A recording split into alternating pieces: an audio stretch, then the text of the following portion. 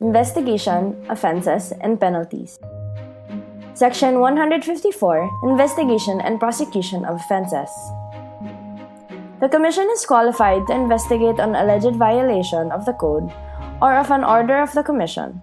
They are also permitted to publish the findings and other information regarding the said violation, for it may be relevant to the general public or to the parties involved, as long as the Commission gives a reasonable notice and would coordinate with the appropriate regulatory agency before releasing any publication. Section 155, Administration of Oaths, Subpoena of Witnesses and Documents.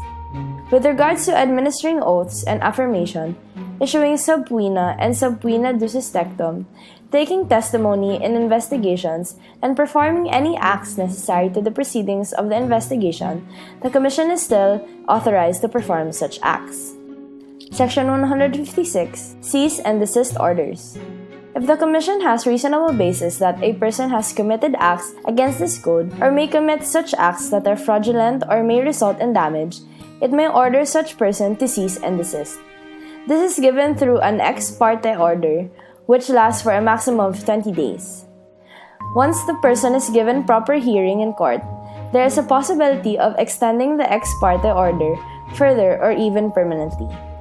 Section 157, Contempt.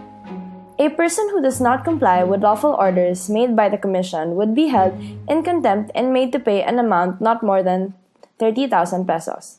If the person openly refuses any order by the Commission may fine the refuser 1,000 pesos daily.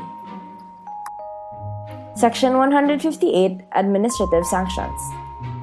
If, after due notice and hearing, the person at fault still violates the code, the Commission can give any or all of the following sanctions, depending on the gravity of the violation: A fine of 5,000 pesos to 2 million pesos, and not more than daily fine of 1,000 pesos for every day the violation continues. B, a permanent cease and desist order. C, suspend or revoke the certificate of incorporation. And D, the dissolution of the corporation. Section 159, Unauthorized Use of Corporate Name. Using the corporation's name without proper authorization would result in a fine of 10,000 pesos to 200,000 pesos. Section 160, Violation of Disqualification Provision. If the corporation was already disqualified for not complying with all of the requirements in the first place, any director, trustee, or officer acting as such of covering up the disqualification will be fined for 10,000 pesos to 200,000 pesos. If such violation causes injury, the fine will be raised to 20,000 pesos to 400,000 pesos.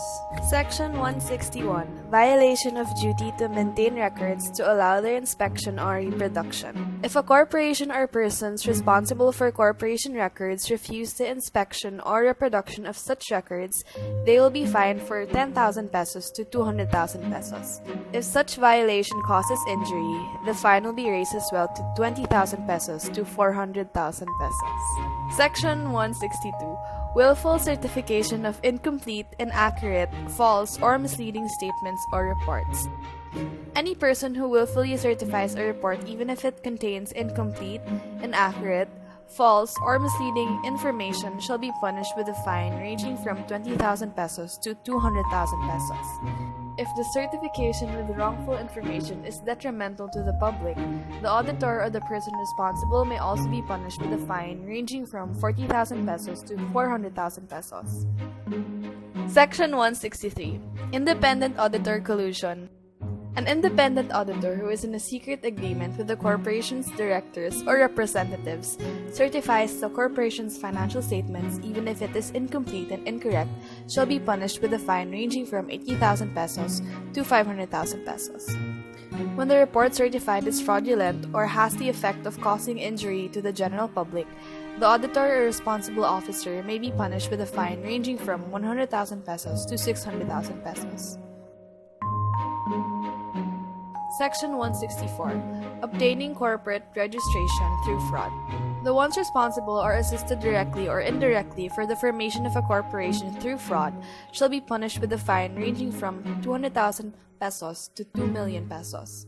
When the violation of this provision is injurious to the general public, The penalty is a fine ranging from 400,000 pesos to 5 million pesos. Section 165. Fraudulent conduct of business. A corporation that conducts its business through fraud shall be punished with a fine ranging from 200,000 pesos to 2 million pesos. When the violation of this provision is injurious to the general public, the penalty is a fine ranging from 400,000 pesos to 5 million pesos. Section 166. Acting as intermediaries for graft and corrupt practices. A corporation used for fraud or graft and corrupt practices as defined under pertinent statutes shall be liable for a fine ranging from 100,000 pesos to 5 million pesos. When any of its directors, officers, employees, agents, or representatives are engaged in graft and corrupt practices, the corporation's failure to install safeguards for the transparent and lawful delivery of services and policies, code of ethics, and procedures against graft and corruption shall be prima facie evidence of corporate liability. Section 167. Engaging intermediaries for graft and corrupt practices. A corporation that appoints an intermediary who engages in graft and corrupt practices for the corporation's interest shall be punished with a fine ranging from 100,000 pesos to 1 million pesos. Section 168. Tolerating graft and corrupt practices. Section 168 refers to when a director, trustee, or officer fails to report graft and corrupt practices or fraudulent acts committed by a corporation's directors, trustees, officers, or employees. In this sense, these directors, trustees, or officers, seeing that they have a responsibility to report these actions and have knowledge of these actions, will be fined for around 500,000 pesos to 1 million pesos. Section 169. Retaliation against whistleblowers. Section 169 refers to the companies that interfere with whistleblowers. Whistleblowers are people who come forward to the Commission for any offense or violation, which makes things easier for the Commission. Seeing that these people are basically tattletales, they become targets of retaliation. In this sense, this section aims to protect these whistleblowers from people that commit acts that are detrimental to the whistleblower with the intent to retaliate. The whistleblowers are protected by fining these people around 100,000 pesos to 1 million pesos. Section 170. Other violations of this code and separate liability. Section 170 refers to the violations of any other provision in this code that aren't specifically penalized. These violators will be fined for not less than 10,000 pesos but not more than 1 million pesos. If a company were to be the one to do the violation, then after a notice and a hearing, some companies may be dissolved before the Commission, provided that this dissolution will not prevent the corporation to do appropriate action against the director, trustee, or officer of the corporation responsible for said violation. This section, however, will not be used to revoke or annul the other causes for dissolution. The section also refers to the separate liability of this offense, that this offense is separate from any other administrative, civil, or criminal liability. Section 171. Liability of directors, trustees, officers, or other employees.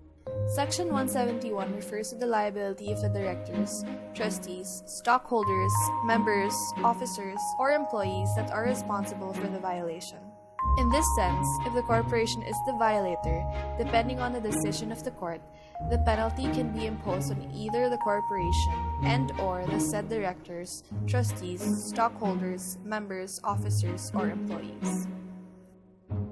Section 172. Liability of aiders and abettors and other secondary liability.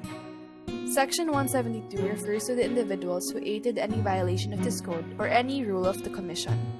These individuals will be fined after taking into account how much they participated in this violation. This fine, however, will not exceed the punishment the court deemed fitting for the principal offenders.